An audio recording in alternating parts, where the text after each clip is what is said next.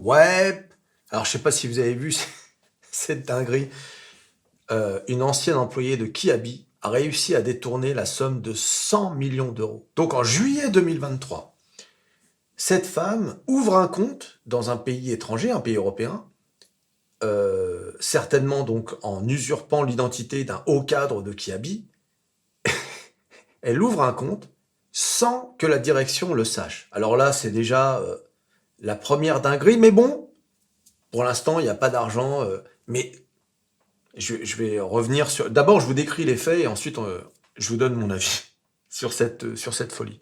Sous prétexte d'effectuer un placement pour faire fructifier l'argent des fonds de Kiabi, elle va faire un transfert de 100 millions d'euros sur ce compte afin de rapporter des intérêts. Avec une telle somme d'argent, tu vas forcément avoir de gros intérêts. La trésorière va le faire transiter par plusieurs comptes successifs. C'est ce qu'on appelle les comptes rebonds. Les comptes rebonds, dans le cadre illégal, ça sert en fait à... C'est pas nécessairement d'ailleurs utilisé dans un cadre illégal.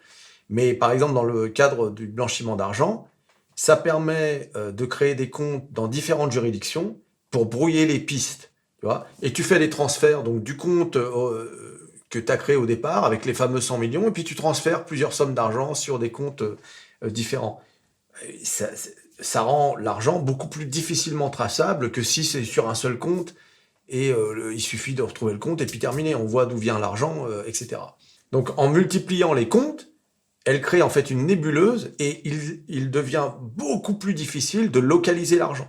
Hein, parce que c'est le but. 100 millions d'euros, c'est une énorme somme, surtout pour une seule personne. Voilà. Et enfin, au final, ces comptes-là, l'argent finit sur des comptes dans les paradis fiscaux, des comptes offshore, des comptes, tu vois, que personne ne peut vraiment retrouver, ne peut. C'est comme ça que ça fonctionne tout ça. Hein. Ça fait très très longtemps que c'est le genre de pratique de beaucoup de gens, hein, les trafiquants, tout genre, les politiciens même parfois. Donc comme je vous ai dit, hein, pour avoir fait tous ces transferts, elle a dû usurper l'identité d'un cadre haut placé de Kiabi, ce qui a permis de le faire sans éveiller les soupçons. Mais on va voir que rien que ça, c'est une dinguerie. Je veux dire, sans éveiller les soupçons. Non mais on est où là? Donc après avoir fait ce détournement, elle quitte la France pour Miami, où elle va se reconvertir dans le secteur du luxe.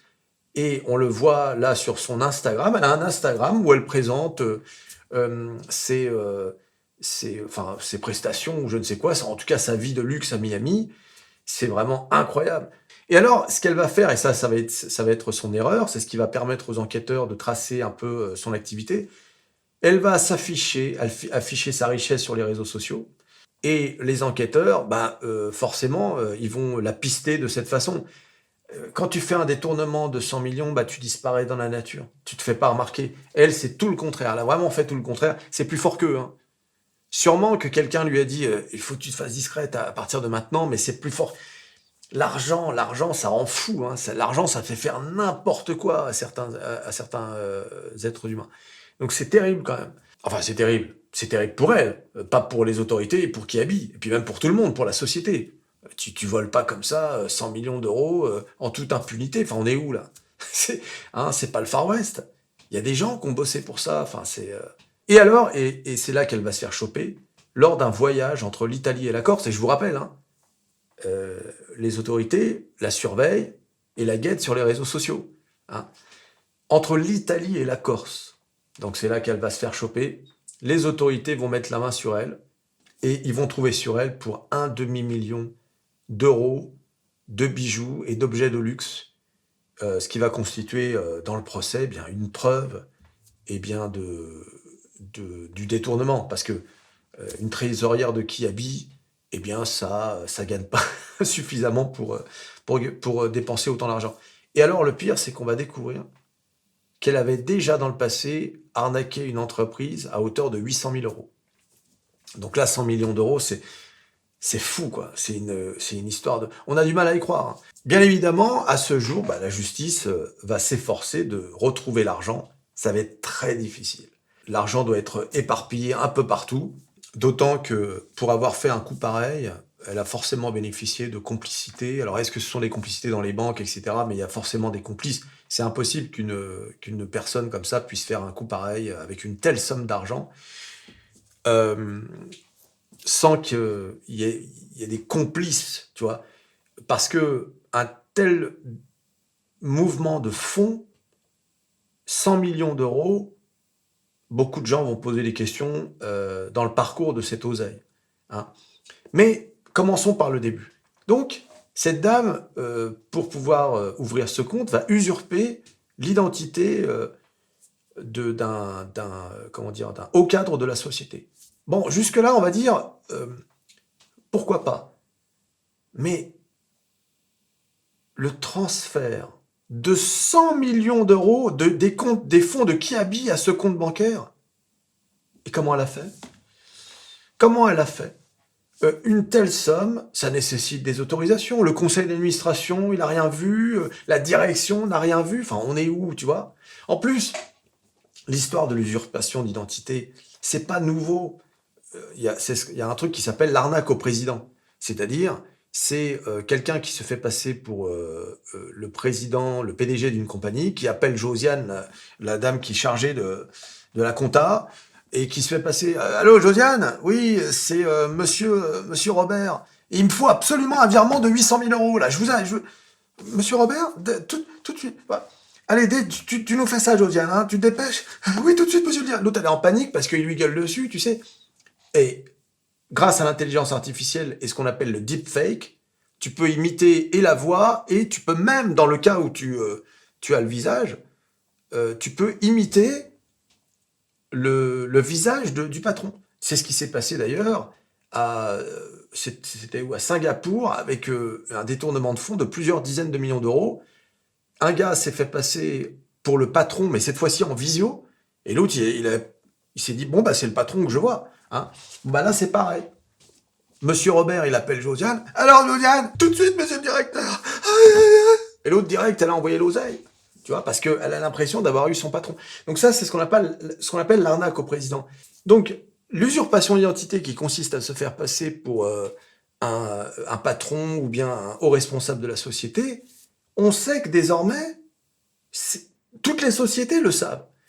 Et la seule parade, c'est que le décideur se présente de lui-même physiquement à tous les endroits où on débloque l'argent, etc. Tu vois ce que je veux dire? C'est-à-dire que pour débloquer 100 millions d'euros et faire un transfert de 100 millions vers une banque, eh bien, il faut que ce soit la personne qui soit habilitée à le faire, qui se présente de lui-même. Enfin, on n'a pas encore le détail de l'affaire, mais c'est quand même invraisemblable, cette affaire. C'est une histoire de fou. Pareil pour la banque. La banque pose pas de questions. Alors, je sais pas où se trouve la banque. Est-ce que c'est en Suisse, etc. Quelle est la banque en question? Mais aucune question. Il y a 100 millions qui disparaissent. Et Kiabi s'en rend compte comme ça. Oh ben, ils sont passés où les 100 millions? Ah, quand on va avoir le détail de l'affaire, ça va être très drôle. Mais Kiabi, sur cette... Alors, bien sûr, la première responsable, c'est l'arnaqueuse. Mais Kiabi a une lourde responsabilité dans cette affaire. Alors, pour pas faire paniquer les actionnaires, ils se sont tout de suite empressés de dire que bon, ça ne va pas aggraver les comptes de la société, mais enfin, pour une société qui fait 2,2 milliards de chiffre d'affaires, 100 millions, c'est quand même une somme. Ce qui est incroyable, c'est le culot de cette femme. Regardez cette femme, là, on la voit dans cette vidéo où elle parlait de son travail avant donc à toute cette affaire. Une femme normale, tu sais, tu l'embaucherais dans ta société sans problème. Et ben la nana, bing, elle s'est barrée avec l'oseille. Un peu. Et elle s'est fait attraper à cause de son désir de se montrer. Pour elle, c'était impossible de ne pas se montrer aux yeux du monde. D'ailleurs, ça se voit dans les vidéos. T'as vu, elle marche au ralenti, comme les stars, quoi, hein, comme les actrices ou même les trucs de télé-réalité, les influenceuses, etc. T'as vu, c'est plus fort, hein, plus fort que tout. Hein. Voilà, et elle s'est fait avoir. Elle aurait été discrète. Elle aurait disparu dans la nature, changé d'identité, parce qu'avec ce genre d'oseille, avec une somme pareille, tu changes d'identité. Il y a des tas de pays qui t'acceptent. Hop, tu leur files un billet, et puis tu as une nouvelle identité, un nouveau passeport, tu es une nouvelle personne. Tu disparais. Non, non, c'était too much. Il fallait... elle a commis une grave erreur, elle s'est fait attraper. Tant pis pour elle. Et sur les réseaux sociaux, c'est incroyable, j'ai lu quelques commentaires, il y a quand même des gens pour la défendre. dans les commentaires, il y a quand même des gens pour la défendre. Pour dire, oui, parce qu'il y a plein de gens qui se moquent d'elle, hein, qui habille la mode à petit prix, parce qu'elle a ouvert une société de designers d'intérieur. Alors il y a des gens qui disent, bah tu vas pouvoir repeindre la prison de ta cellule, enfin les murs de ta cellule, tu vois, des trucs comme ça. Et il y a des gens, ah vous êtes méchants avec elle et tout. Excuse-moi mon grand, mais elle a quand même détourné 100 millions d'euros. C'est- Il y a, il y a des gens qui n'ont pas le même rapport au crime que toi et moi, qui sont parfaitement OK. Ouais, mais et alors? Il y a même des gens pour la défendre, pour dire oui, mais c'est pas comme si elle avait arnaqué un particulier, elle a arnaqué un grand groupe. C'est comme si arnaquer un grand groupe, bah finalement, c'était pas très grave. D'autant qu'un grand groupe, derrière, il y a des milliers de salariés. Enfin, tu te demandes comment pensent certaines personnes quand même pour défendre des escrocs. Tu vois. Sous prétexte qu'ils n'ont pas arnaqué un particulier, bah finalement c'est un peu Arsène Lupin, quoi. Tu vois. Robin des Bois presque. Je l'ai pas vu redistribuer les 100 millions pour les gens dans le besoin.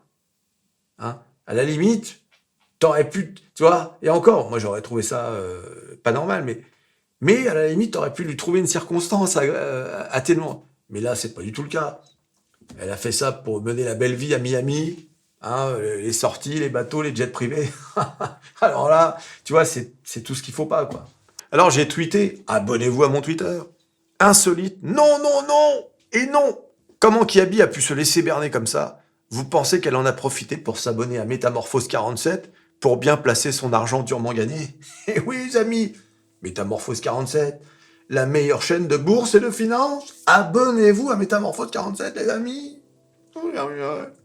Voilà. Tu t'abonnes, tu likes, tu partages, tu cliques, cliques, cliques sur à peu près tout ce qui peut être cliqué. Aurélie B, comme il l'appelle, Kiabi, qui s'est bien fait avoir sur ce coup-là, quelle honte. Et on se revoit à la prochaine vidéo. Allez, salut.